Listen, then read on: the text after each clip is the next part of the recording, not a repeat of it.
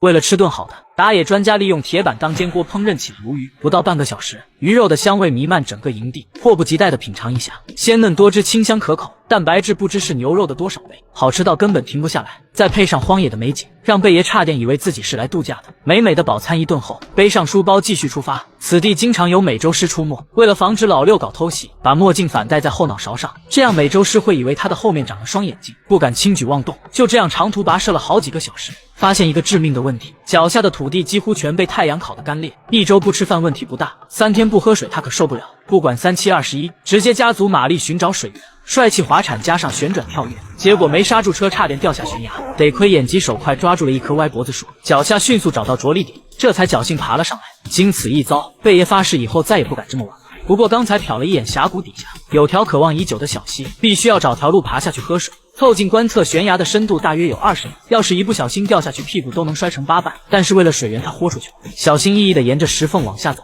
在一处岩石旁，发现了通往谷底的斜坡，因为表面有着大量的粉尘，所以只要把腿岔开，找到支撑点，就可以慢慢滑下去。安全着地后，贝爷兴奋地解开鞋带，水里有很多泥沙，他必须按照老方法用陈年老袜过滤，装了满满一大壶有味道的水，便沿着小溪继续往前走。刚开始还慢悠悠的，直到发现前面有只兔子，眼睛瞬间亮了起来，脚底像抹了油似的飞奔出去，可追了10分钟，连根兔子毛都没捡到。不过幸运的是，在兔子的指引下，成功走出峡谷，眼前是一片干旱的灌木沙漠。虽然这里的环境很艰苦，但也有一些可利用资源，比如这株名为魔门茶的灌木，据说当地的土著会用水煮着喝，可以治疗花粉过敏和哮喘之类的呼吸道疾病。贝爷采摘了一把，揣进兜里以防万一。等好不容易走出沙漠，又遇到了新的挑战。一座巨大的湖泊拦住了去路，就在沿着岸边观察如何过去时，发现了一艘独木船沉在湖底，如果利用得当抵达对岸，易如反掌。可是在使出吃奶的力气后都无法拖动，他只好开动脑瓜子，利用滑翔伞上的绳子和攀山扣自制了一个3:1的起重器，轻松将独木船拉上了岸。经过一番检查，除了底部破了一个小洞，其他地方并无大碍。于是从滑翔伞上割下一块布卷起来，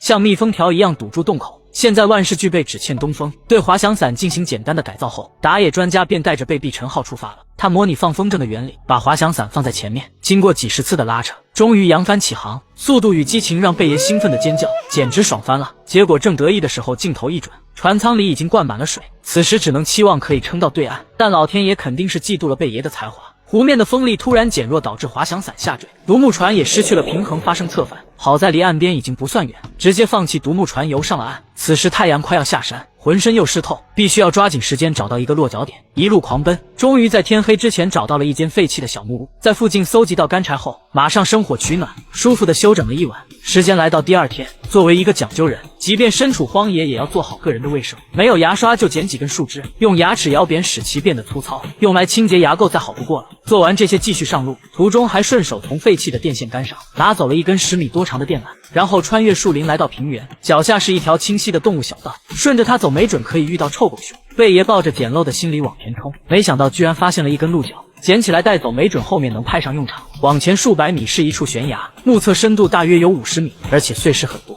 要是直接爬下去，可能一不小心就摔成肉渣。突然灵光一闪，他想到了一个主意，可以与大树之间搭建一条滑索爬过去。说干就干，把刚捡到的鹿角牢牢绑上木棍，带着滑翔伞的绳子使劲一扔，正中位置，接着通过伞绳把电缆拉过去，建成了一个滑索。由于滑索的角度很陡，他必须做好安全措施，利用剩下的伞绳和登山扣做了一个临时的安全带。为了保护传家宝，脱掉外套保护关键位置，一切准备就绪。顺着滑索一点点的往后挪，可是滑索实在太细，不好掌握平衡，好几次都差点掉了下来。得亏事先制作了安全带，通过不断的调整姿势继续往后滑行。经历了长达半个小时的折磨，终于成功抵达树顶。不过这棵树至少有30米高，费了很大功夫才安全着陆。离开山谷后，吃货贝的第一件事就是找蛋白质补充能量。他在枯树下找到了一条2指长的地路，然后闭眼哼唧了起来。这次是高端局，不用嚼，蛋白质根本不是老牛可以比拟。有了蛋白质的补充，前进步伐都加快了不少。脚下这片地势让他觉得有搞头，如果没猜错，附近应该有水源。翻越一块大石头，眼前豁然出现了一条清澈的小溪。贝爷激动地跳下去，顺便洗个头。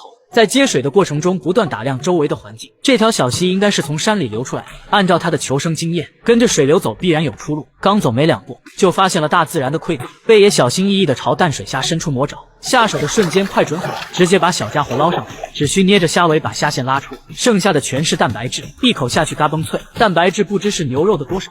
溪水里有虾也是一个很好的征兆，这证明水源没有被污染。放心的边走边喝。很快道路被悬崖拦住，并且不远处正飘来一团积雨云，必须要想办法尽快离开，否则下起大雨挑战难度将直接翻倍。贝爷发现身旁有棵直达下方的大树，于是紧紧抱住它，一点点往下滑。突然，一个树瘤搁着传家宝，吓得直冒冷汗。幸好最后找到了一个落脚点，这才顺利抵达悬崖下。接下来，他打算穿越瀑布前往河对岸，因为不知道什么时候会有枯木顺着瀑布流下，所以一直小心地贴着岩壁走。如果瀑布只是开胃菜，那么接下来的大雨则是一道硬菜。眨眼的功夫，小溪就变成了奔腾的珊瑚。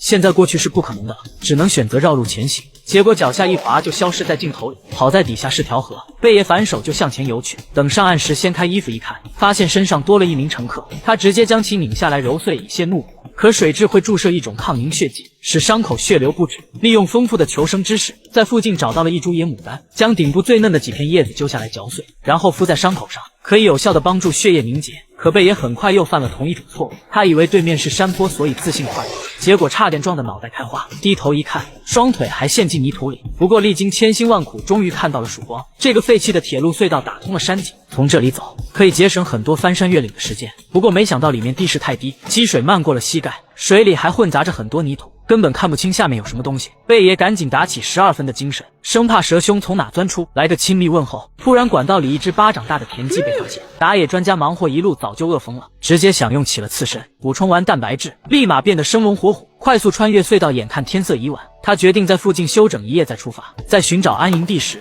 发现小溪里有很多鱼儿，便突发奇想，打算制作一个捕鱼陷阱。首先把竹子劈开，去除中间的竹节部分，做成一个排水管，然后将第2根竹子劈成很多条，用藤蔓卡进去做成简单的漏斗，最后把排水管和漏斗结合，这就可以将其放在下游。水流会沿着管子产生吸力，如果有鱼儿游到附近，便顺着水管被吸到漏斗里。贝爷对自己的陷阱非常有信心，只需等着鱼儿自投罗网即可。因为刚下过雨，树林里非常潮湿，只好挑选了一棵心仪的大树，准备在树顶搭建今晚的庇护所。这种树皮十分坚韧，很适合当做绳子。带着收集的材料来到树上，找出2根粗些的树枝，左右编制成框架，缝隙填补上一些细枝，很快舒服的小窝就完成了。美美的睡上一觉后，第2天起床，立马前去查看陷阱里有没有早饭。贝爷想过无数种可能，甚至能接受小虾米，但怎么也没想到里面连根毛都没有。他不相信，又举着竹网看了好久，才终于死心。吃不上早饭，只能饿着肚皮前进。没过多久，前方出现了一条更宽的河流，这正是走出丛林的最佳航道。为了加快进度，贝爷决定造艘筏子，而对面就有上等的材料。兴奋地猛冲下去，